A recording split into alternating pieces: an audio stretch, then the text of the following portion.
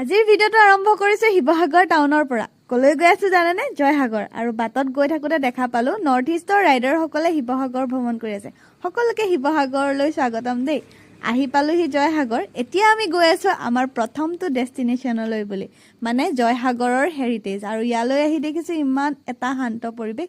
এই যে আমি সুখী হ'বৰ বাবে বহুত কিবা কিবি বিচাৰি ফুৰো, কেতিয়াবা মন কৰিবচোন সৰু সৰু বস্তু কিছুমানেও আমাক ইমান বেছি সুখী কৰি পেলাই। আৰু আমি দুইজনী লগ হৈছো যেতিয়া হাঁহিটো মেইন। আমাৰ খানাটো আহি ল'লে, খানাটো খাই ভিউটো এনজয় কৰি কৰি আমাৰ আকৌ যাবলৈ হ'ল অন্য এটা ডেষ্টিনেশ্যনলৈ, মানে তলাতল ঘৰলৈ।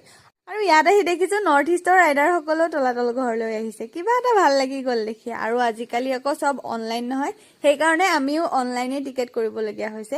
আৰু এতিয়া গৈ আছো তলাতল ঘৰৰ ভিতৰলৈ। বলকচোন ওপৰত কি আছে দেখাওঁ।